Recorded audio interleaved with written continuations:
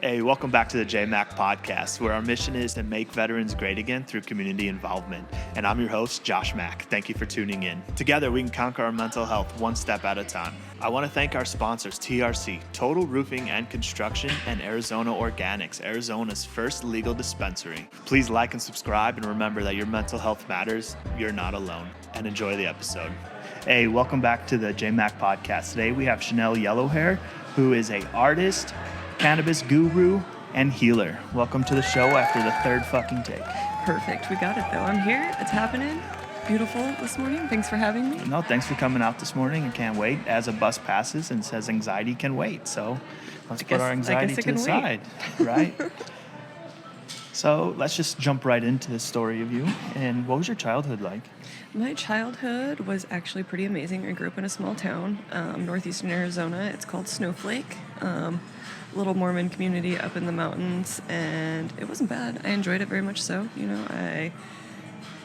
Small town, all sorts of small town shenanigans. You grew up with the same kind of people from the time you hit kindergarten until you graduate, so you know everybody and everybody knows you, so you can't really do too terribly much, but it was good. That's a lie. I grew up in a small town, and you can do a lot. The parents always know. They just know. Like, it doesn't matter. Somebody saw you do something, you know by the time 6 o'clock hits, you'd go home and your parents would be like, what were you doing over there? Yeah. But how'd you get around that? Just did it anyways. My dad always helped me cover up anything that I got into, so he was a great man. He would just be like, if your mom finds out, I can't save you. Were your parents together? Oh, yeah. They were together, and I don't think they separated till well into my 20s after that, but it was great. I have no issues or problems. I feel like my childhood was really good in the aspects that I was disciplined well. I was well fed and taken care of, and I had parents that loved me. Going through it as a child, did you feel like you were fairly disciplined though? No, of course no kid thinks that getting a spanking or grounded is fair at all, but it most definitely has gave me a worth ethic and a respect for my elders and the people around me because of it. How do you feel about that one? So it gave you respect for your elders, a work ethic. Yeah. I feel like, those wooden spoons, you can't say any kids from the 80s and 90s never got slapped with a wooden spoon or a spatula. And if you didn't, you're lucky.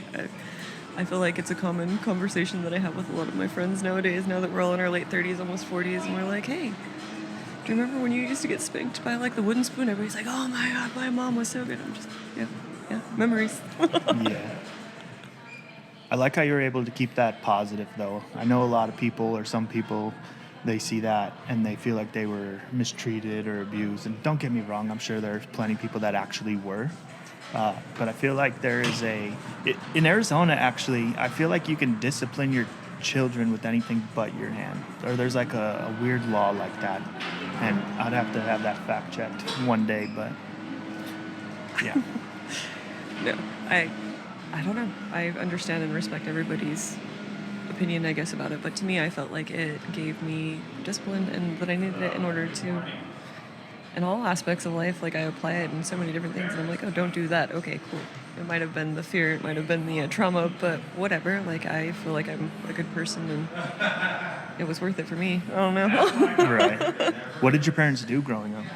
So my dad worked at a paper mill. He was in the shipping department, so he was in charge of loading all of the stuff. He was the lead for that, so he took care of all of the stuff going in and out of the paper mill that was up there.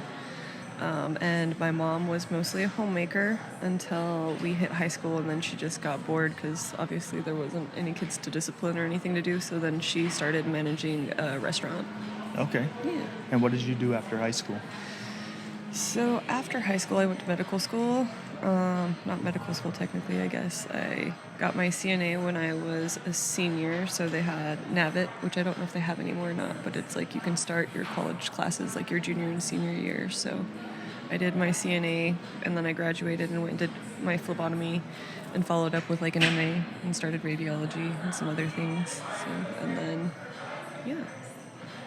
So how was college? College was great. I was obviously really distracted most of the time, but I don't know. I loved it. I enjoyed it. It was so one of my things is your body is the greatest instrument you'll ever own. You should probably know everything and anything that you can about it.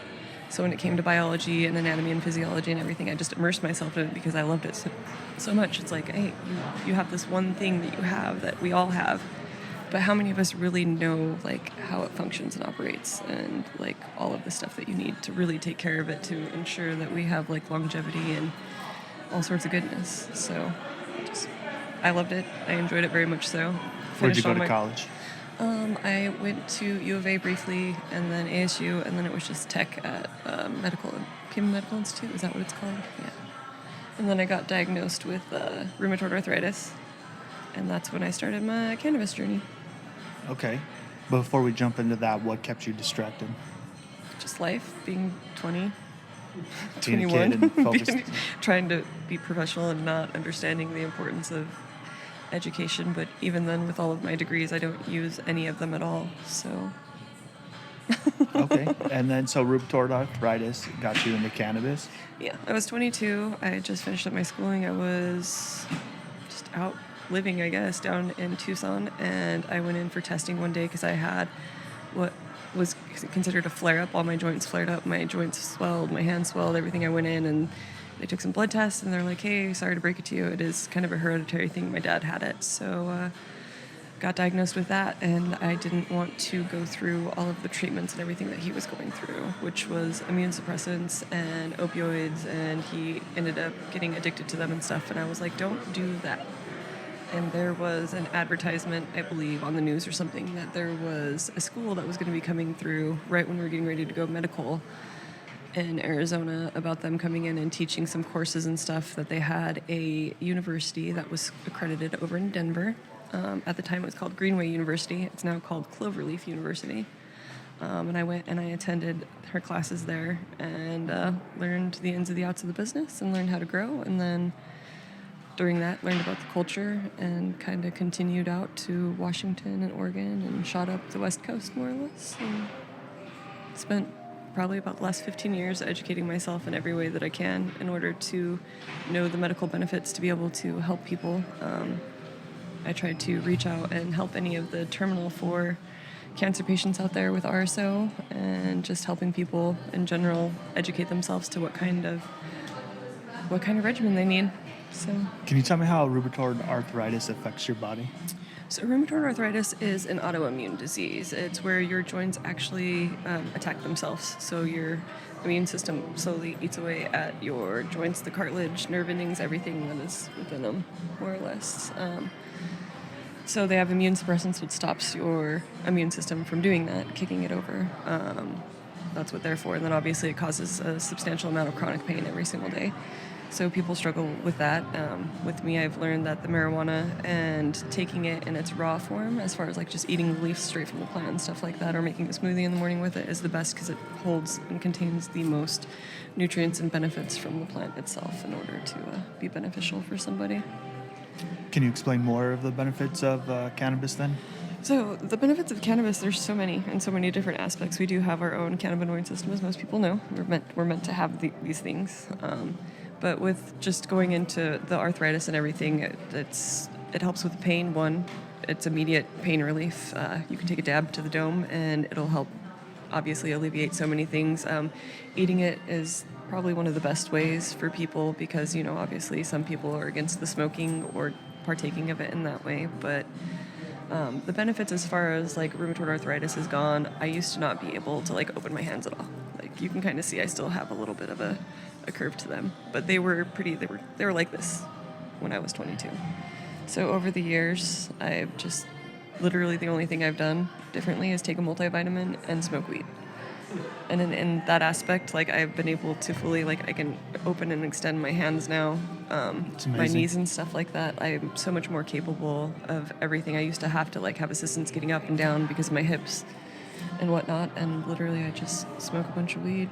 I have a question, if I'm allowed to have a question, yeah. Boss.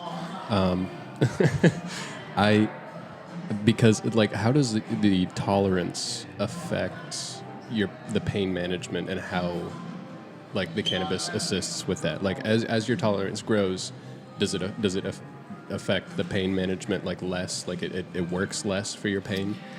So with that, yes, because I started an RSO regimen, and obviously every couple of weeks you up your dose of your RSO when it comes down time to it. It does, but at the same time it doesn't, because I feel like if you have the proper education and the rotation of the different strains, because of the terpenes, each one of them obviously affects you differently. It's not just the THC content, and I feel like a lot of people get lost in like the amount that you have to take because they're strictly going off of just the THC content. And when it comes down time to it, when you're alternating all the different terpenes, they all have different, obviously, essential triggers for each one of your symptoms. With me, what I found is my tolerance, I actually don't even smoke nearly as much as I did or consume as much as I did at this point. But I do feel like it's because I have a healthy rotation of all the different kinds that I'm able to access. And I do a lot of research, and this is where I say when I come in to help assist people, to help them find a regimen, triggering and figuring out which aspects help, or like what elements you have. Like, oh, if you have a headache, you're going to be more so like along this line. Just because we have such a wide variety and so many different dispensaries that we can go to at this point, to be able to curate and kind of chase that, I encourage people to check in. Like, I'm not sure at this point anymore as far as dispensary goes. I know you can ask for test results. I don't know what the situation is still, but a lot of the times you can ask for a terpene profile. I know Arise is one really good company, I believe, that still does it. That used to. They were one of the ones that I used to swear by. You can go in and ask your bud tenders, and then you can actually start triggering and figuring out which strains help as far as everything goes. I'm more of an indica. A lot of the stuff that I look into is like indica. It helps with the inflammation tremendously. Unfortunately, I can't handle too many sativas. It gives me really bad anxiety. So, yeah, that makes sense. It's a really good point to point out that weed is no longer just weed. Yeah. Like it's such a wide pool of products that can be used medicinally in so many different ways. That it's not just that weed helps pain. It's weed helps pain this way, and this kind of weed can help this kind of pain. You know, it's like very complex now. Exactly. And some people aren't aware of it, but everybody's, it's like, oh, it's weed. And it's like, there's way more to it. There's the medical side, and then there's recreational, which when they do come together at times, it's one of the reasons I went up and down the West Coast was because I was following the medical aspect. Like, I'm a very medical person. Obviously, I have a medical background. I'm a really huge believer in it. So I followed the wave of, as soon as it went recreational, I would go to the next state just to try to keep that. Arizona was one of the last states to go recreational, and that's why I ended up back down here in Arizona, was to be able to, I was at Green Hills, is what the dispensary was called, up in Sholo, when I got back a couple years ago. And it was super amazing because it is, like I said, a Mormon-heavy community, which they disagree with it. Nowadays, they agree to some extent, and a lot of them are elderly up there. So you've got 65-plus-year-old people coming in, ducking and hiding because they're so worried what their neighbor's going to think, but they've got cancer or they've got an eating disorder, and they're 65 years old. And then being able to actually sit down and say, hey, come here. They'd pull me from the back and be like, Chanel, come talk to these people. So I'd come out there, I'd break them down. What do you guys like? Are you comfortable taking pills? Are you comfortable smoking? Do you like this? Do you like that? And being able to curate and help people up there on that mountain to break the stigma also, I think, is a huge thing, especially for that age range. Like, I'm sitting here and I'm watching all these like older people walk in, and it makes me smile because, I think dispensaries need to do a better job at providing the medical aspect of it.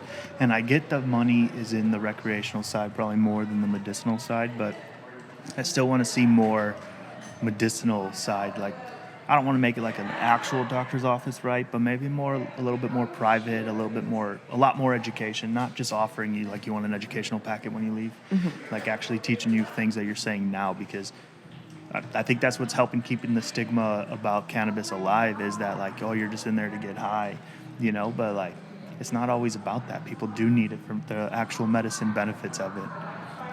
But with that said, I actually did not know that you could eat or make the leaves into a smoothie. I mean, well, never thought of it. I'm trying to think of there is an exact like nutrient that's in it that and it's specifically in the leaf and the plant. It's not from the nugs. You can grind the whole entire plant up, and it's like once you ignite it, I'm not exactly sure which one it is, but there's one thing in there that for anti-inflammatory, just the raw leaves. I used to make salads. I would like take them, break it up like an actual salad with arugula, and it goes well with arugula, strawberries, some black pepper, and then I would throw the leaves in there and just chop them up with a little bit of basil, and it was phenomenal. And in the mornings, I would just make some berry smoothies and throw a couple leaves in there. What I would do is, from growing at home, I obviously have plants, and going through the process of like regular photo plants, like I've got to pull the males from the females. So I take the males inside, and I'll keep the males alive, and just take leaves from them the whole entire time. I'll just hack off their pollen sacs and just let them grow, and they're my house plants. But I also take leaves from them every day and just stick them in my smoothie. So you can keep them raw then, like you don't have to dry them out or anything? I treat them just like a regular plant, and I literally will just go over there every day and pick a few off the bottom because they need to be picked off anyways, and just go throw them in my smoothie. And another uneducated question, does it produce a high? Can you get a high from the leaf? No. Just the medicinal benefits? Just the flower. Yeah, there's the medicinal benefits of the raw plant itself. So that's interesting. I didn't know that. Lots of people don't. There is some sort of study, and I can't remember who it was from. I want to say it was from U of A, maybe, that they were actually doing a study on people using the actual full plant itself, and nothing to do with any of the THC or the nugs, because technically, until you put the plant into flower, it's still considered hemp. So there's no THC in it. So you can make like teas out of it? Yeah, you can do pretty much anything. And that, you said that was for like inflammation and inflammation is the biggest thing that it triggers, is the inflammation. And with our rheumatoid arthritis, that's obviously the hardest thing to deal with, is inflammation. It causes the most pain. And then, like, how do you dose that? Do you just choose how many leaves you want that day?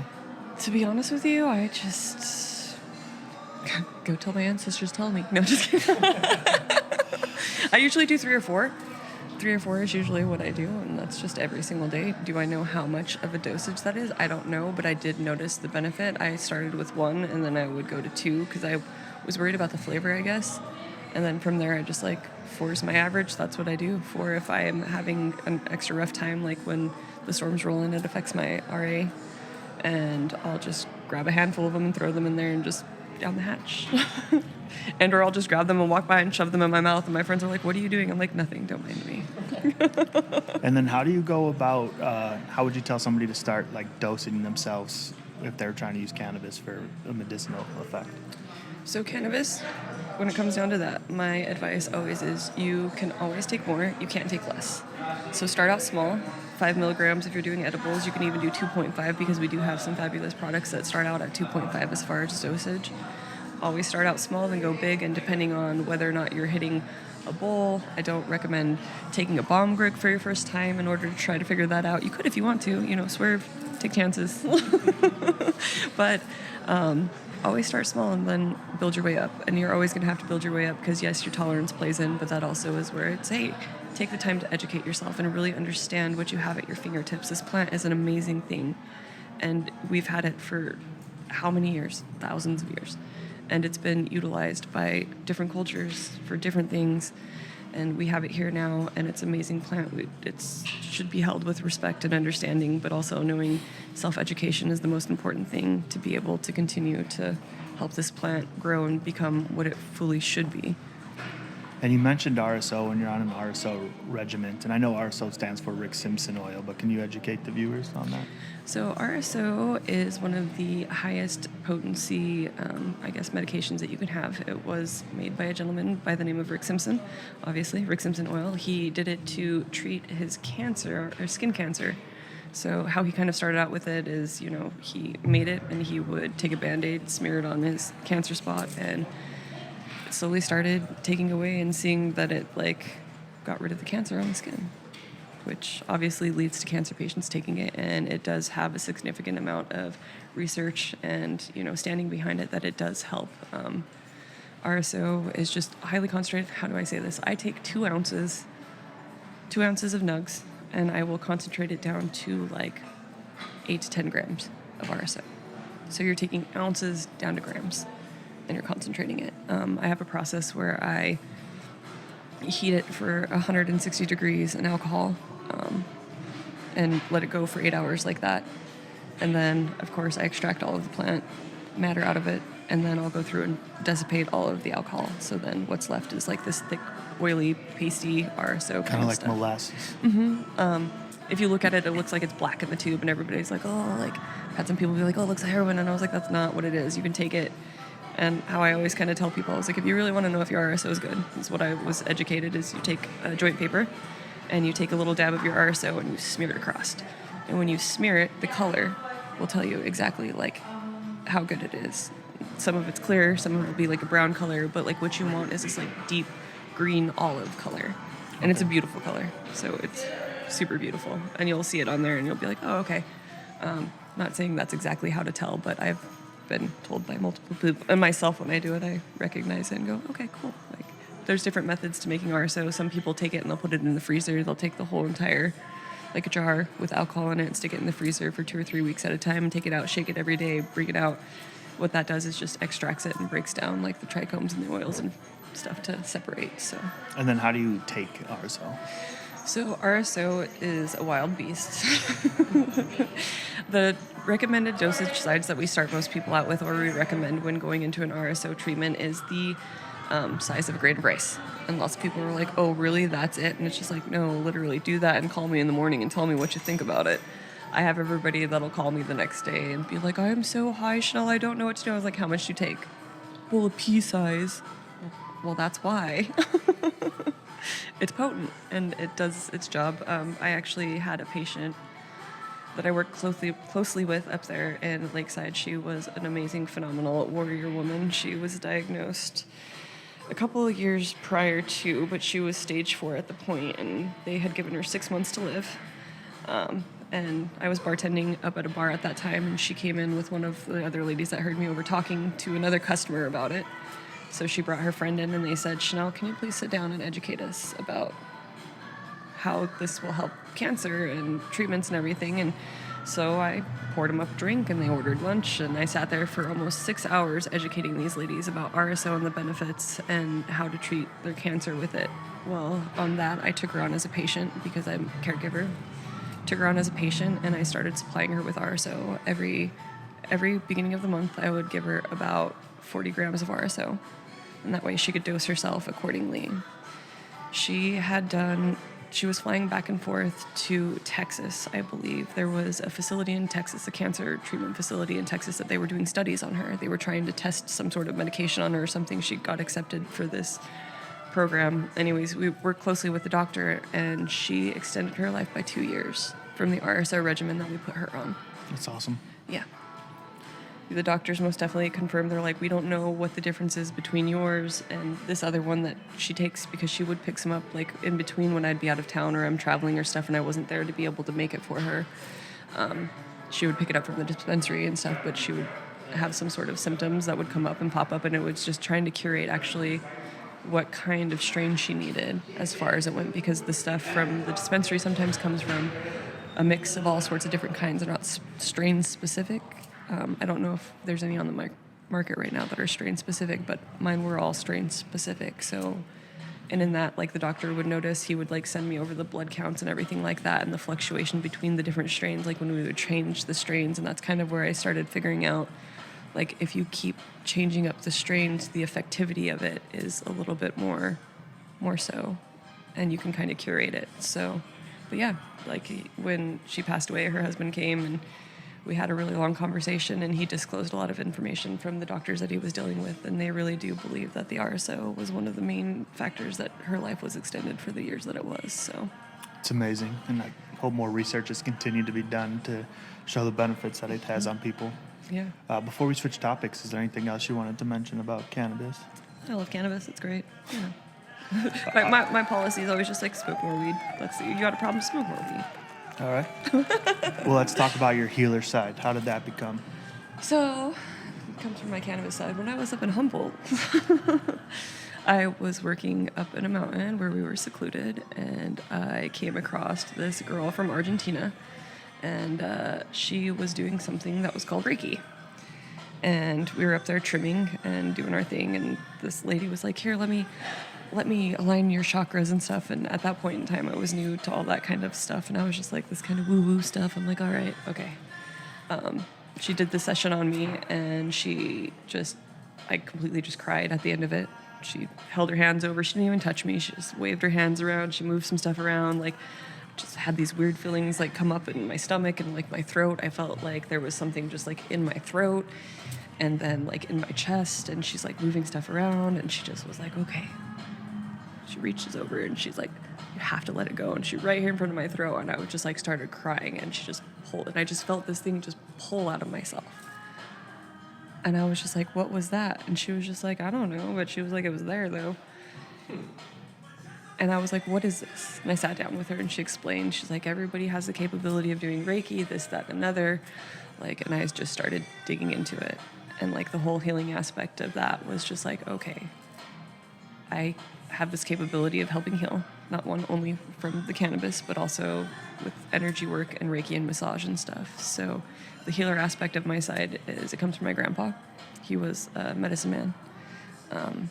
And before he passed away a couple years ago, he pulled me aside and he gave me what is considered kind of like a native name, more or less. And he was told that the blessing of the plant medicine was passed on to me as far as that goes, and that I was meant to be a healer of this time and of this age. So to educate myself, and he knew that I was going to school for marijuana and stuff, so he was against it, but at the same time he pulled out a whole booklet of what they believed in and what he was taught was the 4 tobaccos of the West. So instead of calling it weed, cannabis, or marijuana, it was in the tribal recognized as like the 4 tobaccos of the West, because there's 4 different kinds. Obviously, you've got your 4 different kinds. You've got your hemp, CBD, you've got your sativa, indica, and then your hybrid. So the 4 tobaccos of the West. Okay. And so what did your grandpa do? He was an artist. Okay. So if you want to know a little bit about me and kind of backtrack a little bit, my history is I am Native American. My last name is Yellowhair. My grandpa was a pretty famous artist. He's got stuff in the Smithsonian. He has stuff in the White House. He was a traditional artist. He did a lot of Native American cowboys and Indians, traditional oil artwork, which was obviously handed on to me. I spent a lot of time growing up at my grandparents' house in general, and I was taught how to paint when I was 13. I painted a horse head for my first time. And then as I got older, noticed the medicine bag and stuff like that, and getting curious about the culture and saying, hey, like, Grandpa, like, what's this, what's that? And he kind of broke down and told me, like, I'm a medicine man. He goes and he does ceremonies and stuff like that, but mostly he's just an artist. So I guess those 2 combinations of spending that time is now processing in the aspect of where I am as a whole, and I never really put those together of that until just now. You're welcome. No. No, thank you. But so when you say an artist, he was a painter then? He was an oil artist. Okay. That's pretty amazing that he has all stuff everywhere like that. Yeah, he does. He used to sell his paintings for like tens of thousands of dollars, which life goals. That's amazing. But what I was trying to get into, like, can you explain what he told you about how he would do his healing and his medicine? Well, obviously, being a medicine man has so many different things. Those ceremonies and the culture and everything has been passed down from so many generations. The plant knowledge, the medication, everything. Like, I wasn't able to dip that far into it, unfortunately, because I did have such a short amount of time with him when we finally hit that point in life to be able to discuss those things. But I do know that there is a aspect inside of me that has been instilled to be a healer. And I feel like a lot of it came from that aspect. Just they talk about, you have your generational trauma that kind of follows down. I feel like there's certain pathways that people take that are also passed down from generation to generation. Like, I don't know, what did your family do? Were you guys? You're obviously military. Was your whole family military? My grandparents were. My dad's a retired police officer. My mom, she worked a little bit, then she was a homekeeper as well, and then she took over my dad's security company.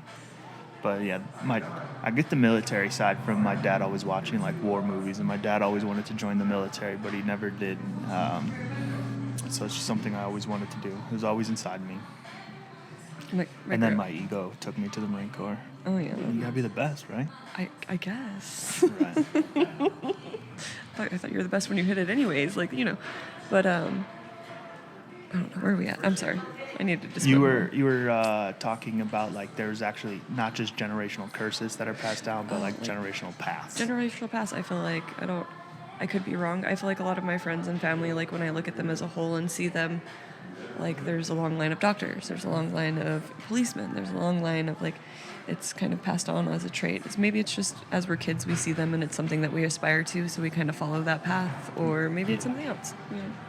I can see it going both ways, and I can also see that being the curse getting passed down, because you always hear those stories that someone's expected to follow in their dad or mom's footsteps, but then they don't want to, but they feel all that pressure too, and like they're laying down the family. I still feel like, or I always wanted to be a cop, and then I was like, well, I probably could have got a job when I was 21, but then I felt like I would have got that job because of my dad, and I was always afraid that I was going to let him down or do something that backfired on him as well, and I didn't want to do that, so I wanted to join the Marine Corps first. And it took me a while too, because I was a little overweight, to say the least. And then I finally, I remember my mom, she told me, I was going to community college and working a part-time job, but she's like, you need to decide what you're doing. I was on my third year of community college when you're supposed to have 2. And I was still working a part-time job, kind of like taking advantage, I guess, right? Like my parents were still taking care of me, so I didn't really have to do anything. And I always wanted to join the military, but I was too fat and didn't have the motivation to lose the weight. And then my mom finally said that, and I was like, all right, let's go. Probably because my mom didn't want me to join, because she wanted me to be safe and not have to worry, right? But that motivated me to join, and so I finally joined. And then I got out and was applying for different police departments, bought a dirt bike, crashed, and had surgery, and just let that dream go out the window, which kind of holds me back sometimes, because I'm like, that was my identity. That's who I thought I was going to become. I don't really talk about it much in that aspect, or like realize it much, but like there's this new show out. Well, it's a couple years old now, but called The Rookie. And it's about a cop that didn't join until he was like 30, and he's like the old cop and all that. And it's a cheesy show, but I love watching that show. And my wife and I watch it together, and I was like, that looks so much fun. And she's like, that shit looks scary. I was like, but that's why I want to do it. Like I want that adrenaline. So I think, at least, right? I always thought that's what I wanted, but I got to let that go. That time is coming past, and I'm on a new journey now. Yeah. I feel you on so many aspects on that. You've touched on so many different things. Like one, the whole, what you thought you were meant to be. Like I always venture off from my artwork and stuff, and I always find myself going into commercial cannabis, other things like this, and I always find myself realizing like, I create a space in the community where art is my thing, and I always find myself lost. And like you said, sometimes you just need that reminder to come back to it. So I'm gonna speak out loud now, but haven't you noticed that you're combining the two, your art and your healing? Well, yeah, the art, the healing, and cannabis. My ultimate goal, I guess, if you really want to know who I am now, as in a nutshell, it used to be chasing being a part of the cannabis industry.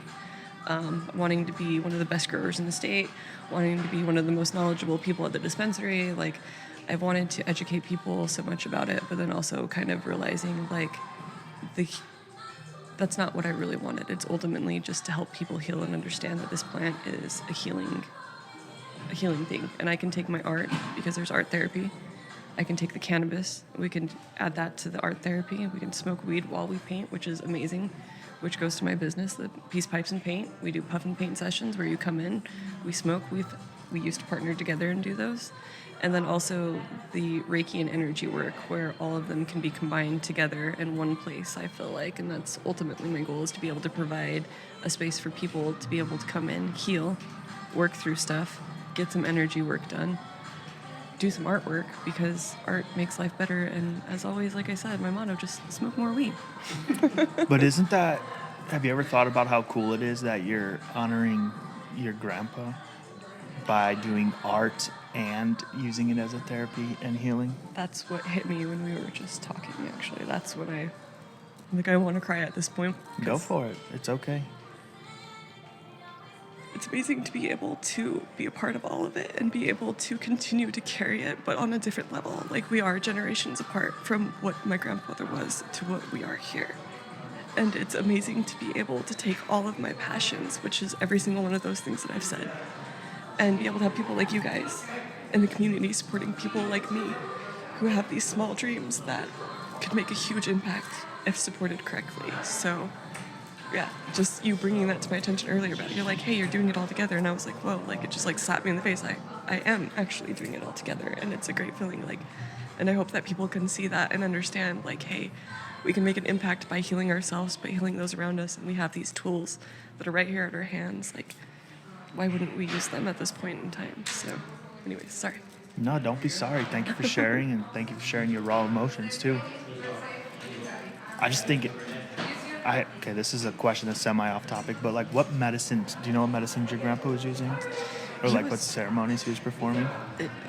Those are things that are kind of, I can say, but I can't say. Like when they do ceremonies with the cannabis, they're using the pollen. They use the pollen like from the mill plants. It's not actual like keef, it's the pollen that they utilize and they smoke it, and they kind of do that, I believe, to communicate and have that contact with the ancestors. A lot of the other stuff is they're just personal close things. They're handed down. It's Okay. kind of one of those. I don't know how to say it. I don't want to say it's top secret or whatever because people get weird about it, but it's culturally it's handed down to those that it's necessary for, and unfortunately, I can't discuss those things with you. Okay. Sacred Understand. information. There you go. Sacred. Yes. All right. Thank you for those words. Yeah. I'm like, I don't know how to put that. Like, it's sacred. Like, it's sacred medicine. Yeah. So Oh, that's pretty neat. they help everything from people, like people with just regular aches and pains to people that are actually having like mental problems and stuff like that. Like if they're suffering from anxiety and depression, they have particular ceremonies that they do for them to have like the spirits come in and help assist them through whatever they're going through and stuff like that. Have you ever been able to go through a ceremony? No, unfortunately, I was not. I was raised Mormon, so my mom was very against, unfortunately, I guess you can say, indigenous religion. So I didn't get to start learning about that until later, and that's one of the reasons when you were asking about like the medicine man stuff like that, or like the background of that, like I wasn't exposed to all of that until like my late 20s, and it was right before my grandpa like passed away. So Is that your mom's dad or your dad's dad? my dad's dad. My dad's Navajo, and my mom is actually she's white, but they're from New Zealand. So that's interesting to me. If your mom was against it, but she married somebody.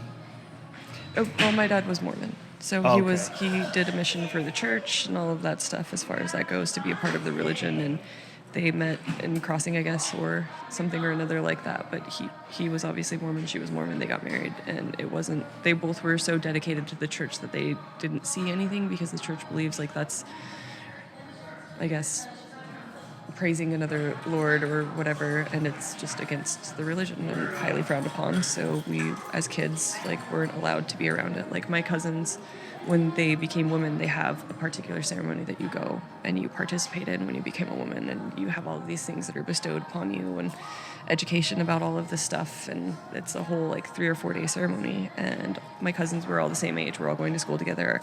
They were able to go, but I wasn't able to. So it was kind of one of those situations. But they're sacred, and a lot of people, I feel like nowadays they're trying to go ahead and save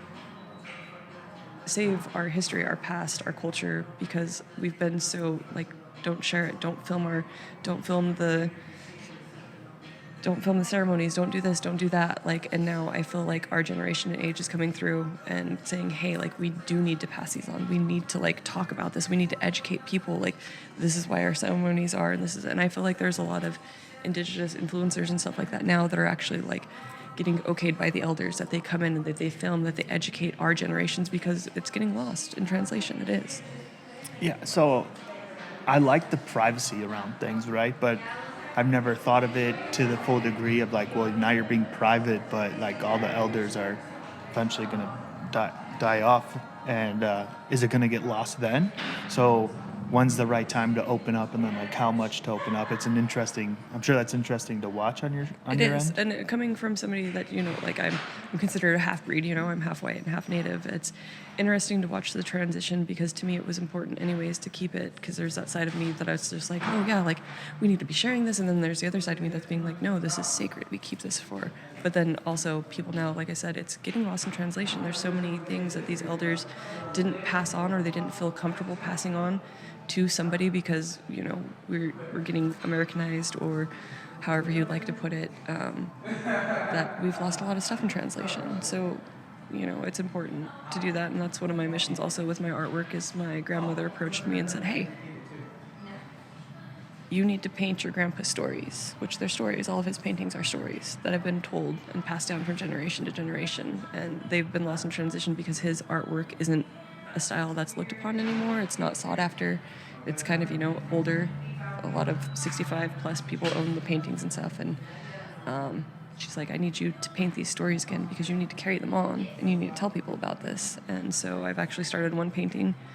It's my favorite painting. It's from the spirits bringing down the watermelon to the children because the pioneers came through. They all had cakes and sweets and stuff like that. And obviously we have different eating habits and stuff. And so the spirits see it and the spirits say, hey, okay, like I'm gonna bring you something sweet and plentiful so you can have lots of it. So the spirit, and it's a spirit coming down, you can kind of see it coming down from the sky, and it lands as big, and he's got a watermelon in his hand, and it's the story of the spirit presenting the watermelon to the people so that they could have something sweet and plentiful. And obviously watermelon has a lot of seeds, so they brought down one watermelon, and that's what the painting I'm doing, and it's my favorite, and I think it's an important one to carry, Yeah, that's gotta feel amazing and like an awesome tribute to your grandfather, but like it's gotta feel great that your grandma asked you to do this as well. It's intimidating. It's scary because I don't want to fail the aspects. There's so many things in the paintings that are included. Like the spirit has 3 feathers that represent the 3 godheads. Like the dots on the feathers represent this. There's red in his belt because of the blood that was shed. Like there's so many little aspects that are hidden in it to make the story a whole, which I don't want to miss out on. But at the same time, I feel like not doing it at all is missing out the whole entire thing in general. Yeah, and your grandfather passed on what he wanted you to have. You already have what it takes. You already have what it takes to do it. So stop looking at it like you're afraid and scared and start looking at it like this is an honor. And this is a tribute to your grandfather, to your capabilities, your skill set. And that's amazing. And like the cool thing is like all those little secret messages you just said, like most people don't need to know that. But the people that do know that know the importance of it. And then the people that want to take the time to learn, they have that opportunity. And it's going to be thanks to you and your grandfather. Yeah. So I love to see how much you put stuff in perspective for me. Anytime. I just get lost. You get lost not for in me. all of the stuff. Yeah. I do have a question about your upbringing again. You said you're half and half, right? Was that ever a struggle for you growing up? It was a huge struggle. I remember my dad sitting me down at one point in time. I want to say I was maybe 7 or 8. And he said, Chanel, there's something that we have to discuss. And I said, okay, kid, being kid. He was like, hey, you have to understand that people aren't going to like you. And people aren't going to like you because of what you are. And I'm like, well, what do you mean, Dad? Like, what am I? Like, what do you mean? He's like, well, you're half white and you're half native. And lots of people don't like that natives and white people are together, and explained kind of like the cultural differences that people, disagree with and agree with and whatnot. But he was like, you just have to hold your head up and strong and know that you're meant to be here for a reason, and you are what you are for a reason. And you're here to break that stigma, to teach people that it's beautiful to be a part of both cultures and be who you are. I feel like I was lost a lot of my life because of that reason. So Lost because you didn't know which side to like. When it comes to the Connect family, with, or- like, I guess I'm like, oh, my childhood was great. But then it's like I go into stuff like this where I'm like, well, like, You were just nervous I would go to my grandparents' house and my native family's house, and they would kind of make fun of us because they're like, oh, the white kids are here, like, because we're pretty much the only half breeds in our family. And then it was like we'd go to my mom's side of the family, which is the white side of the family, and like my cousins and stuff like that. Some of them were married into the family, but a lot of them would make fun of us and be like, oh, the Indians or the Indian kids. And it's a huge family. We'd get together and we'd play games and stuff, and they'd be like, well, you can't play because you guys are Indians. And so there was like just even in the family alone, and then when it would come to school, it was like the same thing. Like, oh, you're an Indian or you're an Injun. You can't play with us. And it was just like, well, okay. And my dad just always told me when it comes time to that, just go by yourself and play by yourself and do your own thing. And I always had crowns and shit, so doing artwork was always my kind of escape, I guess. So art's always been part of you, and it's probably what helped you get through those tough times? I don't feel like they were tough. I was just so confused to why. Like, it had to be like that, because I never saw like any difference between, I guess, people, because that's just how we were raised. Like, Right. it wasn't ever a thing. So like for me, it was just super confusing my whole entire life, being like, well, like, I'm here regardless if you like me or not, and regardless if I'm this or that, like, I'm still here and I'm present. And like kind of shifting through that mannerism to just make it okay, I guess. It was difficult, and it still sometimes is kind of like, well, you know, like, I apply for tribal things and I get denied, and I'm just like, well, I'm half. Here's, you know, my certificate of Indian blood, and it's still just like, oh yeah, well, we still have to like do it in this order, and it's just like, oh, okay, well, you know. That's got to be hard, like, because it wasn't just at school, right? Like you said, you had to go to family events. How did your parents act during those times? Like, did they ever hear somebody saying that and they like corrected them, or were they just not around during those times? I just feel like at that point in time that it wasn't ever really discussed. It was always behind closed doors, and it wasn't like publicly, like even like when we would go to church and stuff. I know that there was issues at church, because I don't know what they would be, but I know that my family would like have to like go have meetings with other families and stuff, and like I knew there was something in the background, but like other than that, like most of it was pretty like cut and dry. And even then, like I said, I never got upset about it. I was just always confused, sometimes hurt, because I would want to participate in something and I wouldn't be able to. Yeah. Knowing what you know now, what advice would you give your younger self or somebody in a similar situation?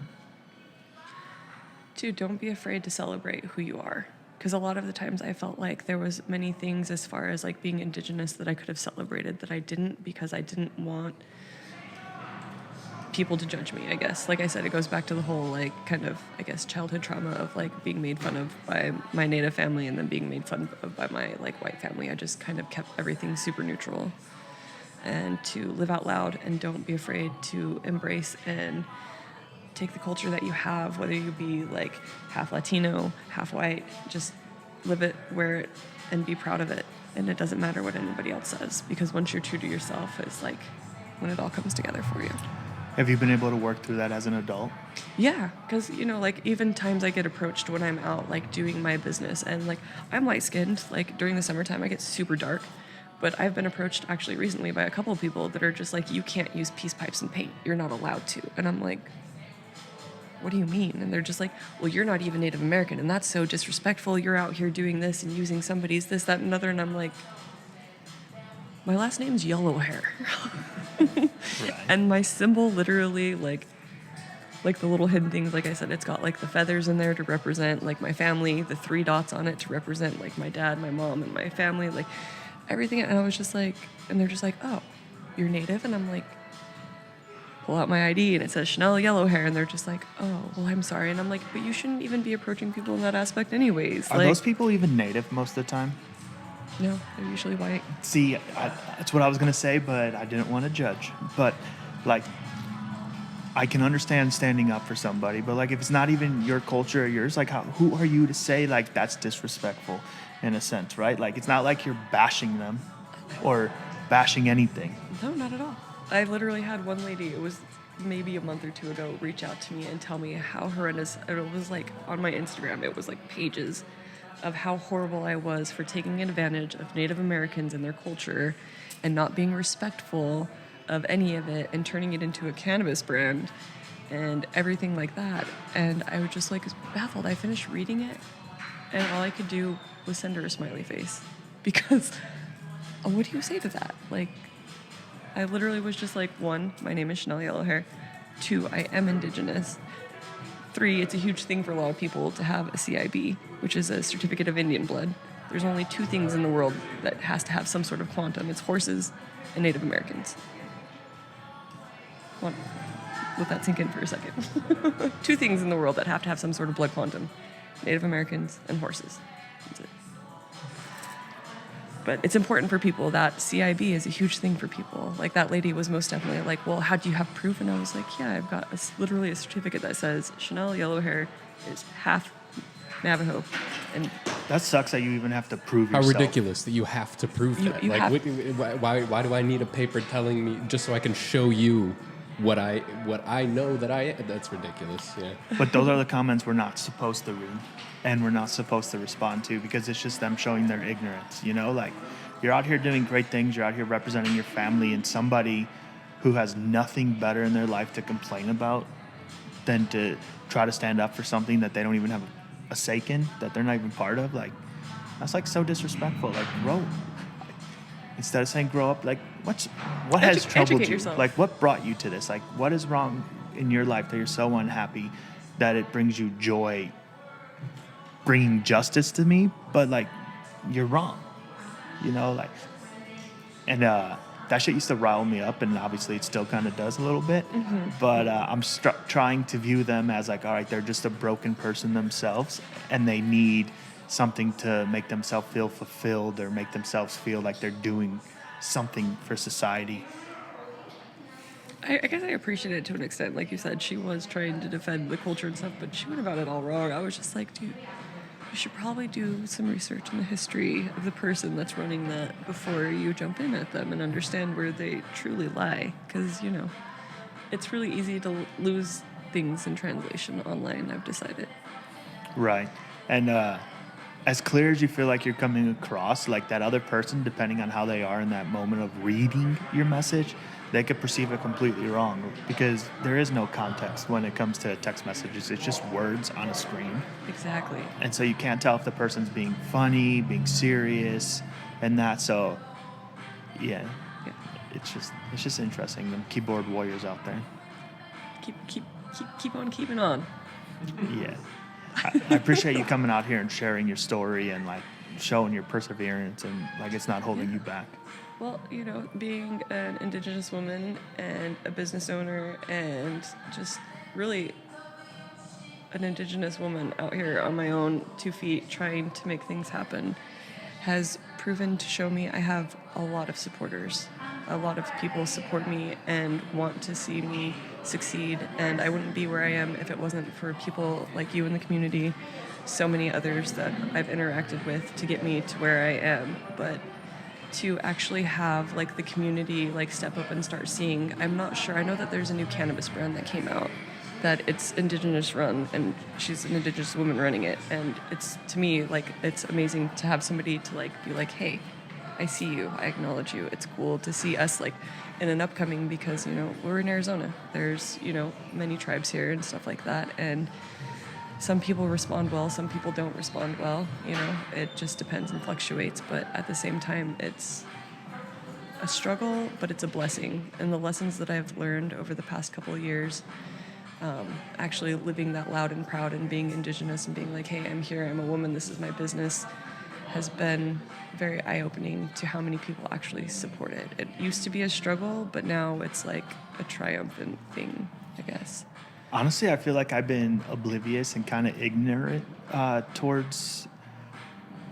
So, like, when you hear somebody of an ethnicity or a female or something like that, they're doing something for the first time, I don't want to sound like a terrible person, but, like, that's impressive, but, like, it's like nothing new, right? That shit's already happening, right?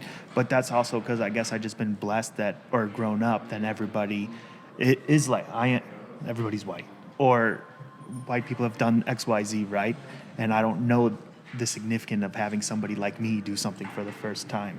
So it's interesting hearing other perspectives on that and learning more. And then, like, actually opening up my mind to not thinking like, oh, I already think that all people are fucking equal. People are people. You're a human regardless of your skin color, your or whatever. Yeah, you're human. We're all Right? here in a meat suit, navigating on a rock, flying through space. Yeah, but, like, so it's just different, and like I can now start to see, like, why that's exciting, instead of, like, before, the old mentality, especially we'll say, like, back home-ish, is that, like, so what? It's just somebody else, right? But that's because we don't get the value of it being the first time, or, like, finally somebody up there is representing me, looking like me, sounding like me, and XYZ. So yeah, I guess I never thought of it that way. It's true, because there's a lot of people that are doing puff and paints. There's a lot of people that are doing the same exact thing that I'm doing. And I feel like I have a lot of people that come in and say, like, it stands out to them, and or they did show up because they wanted to support an Indigenous-owned business and stuff like that, which, to me, I don't think I really ever took that into consideration, besides just, like, my logo and stuff and just trying to, like, represent that side. But I do have a lot of people that push it now. Like when I come and I do podcasts or anything, it's just like, oh, you're a single Indigenous female woman out here doing this. Like, how do you feel about it? And it's like, I just feel the same. I feel like I'm accomplishing something, whether or not like I be this, that, or another. Like you said, we're just humans. And I'm energy in a meat suit navigating just like you. Like, just because I am a different color or I do have a different culture doesn't make me any different. I'm out here doing it. And See, that's where I also semi-struggle. Like, I don't want to push that because at the end of the day, like, that's who you are, but at the end of the day, you're a person, you know? So, like, I don't want to exploit it, but then, like, if that's what you're proud of and that's what you want to talk about, by all means, let's get into it, you know? But, like, at the end of the day, you're Chanel. Yeah. Or your Peace Pipes and Paints, you know, we're just going to have a good time, we're going to talk, and we're just going to connect and be humans. And yeah. So I feel like that's a fine line. I don't know if that's going to offend people, but, like, why do I want to touch on that you're a different color or an ethnicity or religion or whatever? Because at the end of the day, we're still going to bleed blood. Mm-hmm. Yep. True. So, that's the truth. So tell me a little bit more about Peace Pipes and Paint. So Peace Pipes and Paint, I started right when COVID, like literally right when COVID happened. March 2020 is when I went out there, and I think I did one of my first events, and then March 20th or something like that, everything got shut down. Like, it was the second, I did it on the 2nd, and then like the 20th and everything shut down, and I was just like, well, here's this. I guess I started a business right at the perfect time of the world ending. But I switched up my business aspect of it because there was a huge online presence because everybody wasn't allowed to go out. Everybody was at home, blah, blah, blah. So I started my Peace Pipes and Paint, and I did it online classes. I shipped out paints, little tiny canvases, paintbrushes, and a Zoom meeting login. And that's how I pretty much started Peace Pipes and Paint, because everybody's like, well, how did you do it? I was like, I didn't do it really. Like, I did it from home, and we did a couple paint sessions. Like I said, there was a large online presence. Everybody was doing lives, you know, people taking time to be like, here's this, that. So, like, in that aspect, it's like, okay, well, everybody has to stay home. We need to do activities at home. Peace Pipes and Paint, like, we'll get on a Zoom call, we'll smoke, because you can smoke in your own home, and we'll all paint together. So, like, I carried it through those years. And then once I got back here, what was the first event that I really, like, pushed for? Was Manja Ganja, I think, this time, a couple years ago. It was, like, one of the first events after COVID, maybe, down here. And, yeah, from there, I've just kind of gone up. I've established myself with a couple different locations at this point, added some, lost some. Right now, I'm currently tied into 3 different locations. I have XL Society, which is in Tempe. I have the High Lounge, which is also in Tempe. And then the Secret Garden over in Mesa. And hopefully maybe back here with you at some point in time. We'll get back to it. But I think it's really amazing that you were able to improvise, adapt, and overcome when COVID hit. Instead of allowing that to, like, discourage you and make you quit, you adapted and found a way to persevere and get through that. How were you able to find that motivation, or what drove you to continue to push to want to do that? Insanity. No, just Probably not wrong. Being stuck at home and not having anything else to do because you couldn't work. Well, I did work at a dispensary, so we'd go into the dispensary for a couple hours out of the day. But then after that, it's like, you have all that time. What are you going to do with it? And I didn't want to give up. Like, that was like this dream that I came up with. I was doing sip and paints for the company called Paint Night. And I was just like, well, I hate drunk people. I'm usually a bartender, but I'm like, I don't like drunk people, especially when I have to deal with them and I'm not getting tipped for it. Like, Right. And I was like, well, why can't I do this with cannabis? So I started my own business, and I was stoked about it. And obviously I still am, because I'm still doing it today. Just sitting with people and smoking is amazing. But then adding that art aspect, like, I have so many people recently that have attended my paint sessions that are like, oh, I haven't painted in like 10 years. Oh, I haven't painted in like 5 years. And I'm like, what are you waiting for? Here you go. And at the end of the night, they will come over with the biggest smile on their face and be like, holy cow, like, this was the best thing, to be able to smoke weed so I'm comfortable and I don't have to worry about it. And then you just get into the painting, and now look, like, I don't remember, I think we did like a mushroom painting that night, and the girl was just so beside herself, and she was just like, oh my God. She reached out to me 2 weeks ago, and she sent me a picture of a dozen paintings in her room that are just lined up, that she was just like, thank you so much for having your classes, because without your class, I wouldn't have realized how much I really enjoyed painting, and now I paint every single day.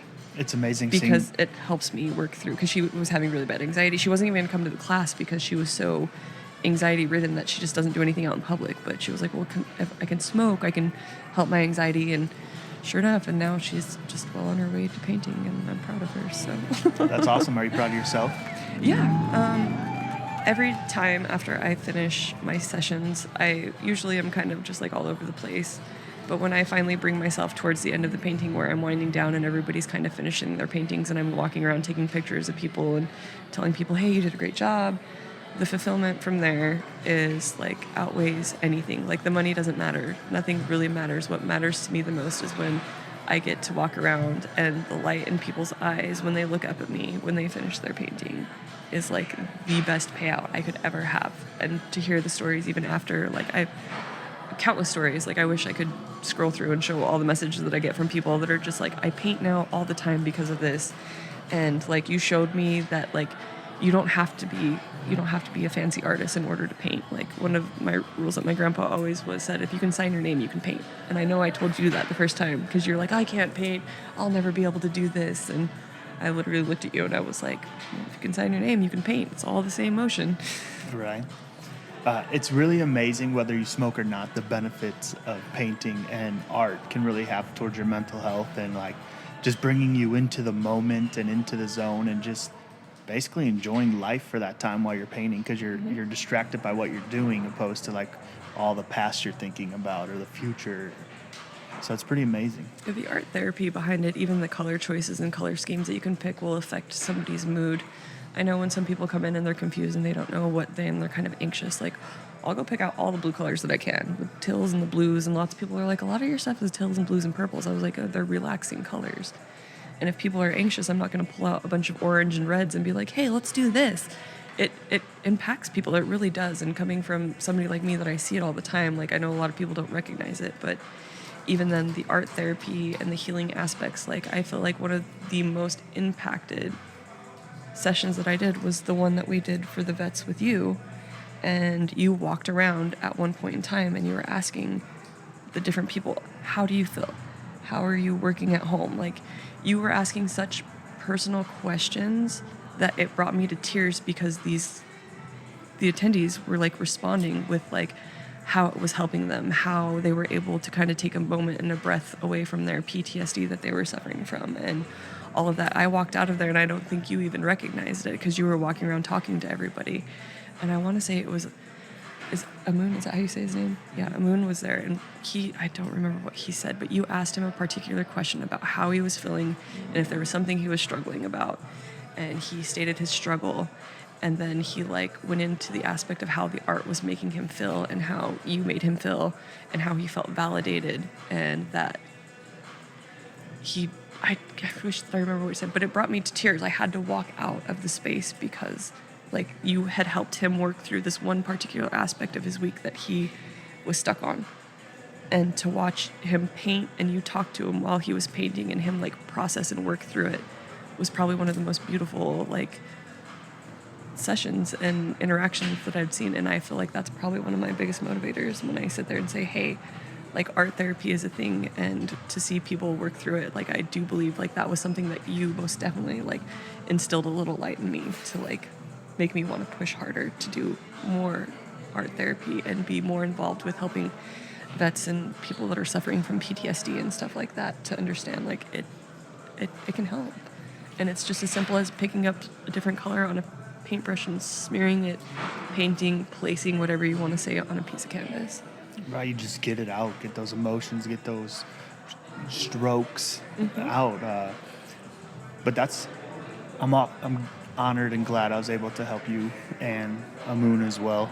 Because to me, I feel like I'm just genuinely talking to people. That's all I'm trying to do, is I'm just trying to talk and share what education I have or what knowledge I have, whether it's minor or a decent amount, you know. I just try to help people, but like I don't recognize necessarily that I am helping people. I feel like I'm just trying to talk and have a genuine connection with people. I don't like large crowds. That's not for me. So like when I can have like the individual conversations, that's where I thrive. because I don't want to know the front you're putting on for the crowd. I want to know who you are as a person, not who you pretend to be in public to fit in and whatnot. So while people were painting, you have more of an opportunity to, even though we're in a group, you have more of an opportunity to focus on them one-on-one. Yeah. Because they're so focused on what they're doing, they're not really focused about the people around them. Exactly. I guess I didn't see so many things that you bring to light that I know I'm doing, but consciously I'm not paying attention to. I mean, for me, that's because I don't give myself enough credit for what I'm doing or what I'm capable of. I feel like I give everybody else the credit even when they don't deserve it. So maybe more self-recognition for the both of us. Yeah. You do a phenomenal job. Like I said, there's been so many interactions that I've had with you that have been so positive, and the community that you impact. Thank you. Yeah, you do a great job. So Chanel, how can people find you? So you can find me. I've got obviously a few different Instagrams. I've got my peacepipes.paint. That's going to be the handle for my business. And then my personal page, which has my art and my cannabis journey and all of my goodness there, is going to be at cyh.heart. Clarify that too, since I have the platform to do it. I love everybody, and I love that you guys all call me Cy Heart, but let me give you an understanding.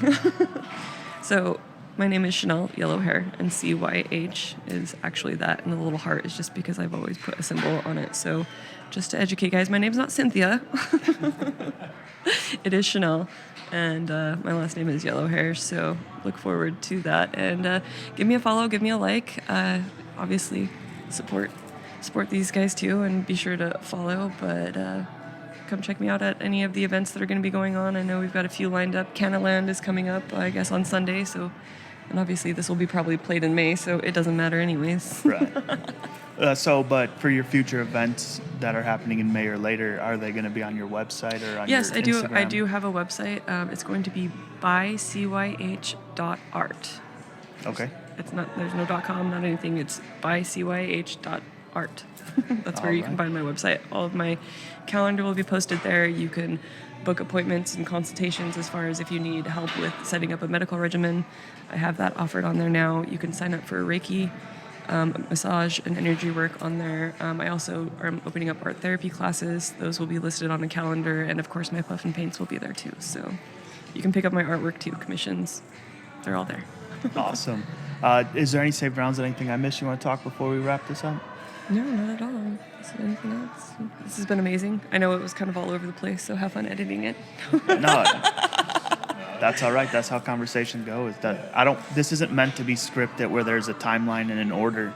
Like, there's topics I want to hit, but like, it's a genuine conversation, like a buddy check. You're talking to a friend from high school you haven't talked to in years, but you pick up right where you left off. It's my buddy I haven't talked to in a few months. But, right. You know. It has technically been a year. Has it? Don't yeah, say because that. I saw you in November of 2023. It's 2024. Not technically. It's a couple calendar months. year. It's a couple months. Yeah. Do you have any questions? No. That was dramatic. All right. Pause. Well, thank you for coming on. Of course. Thank you for having me.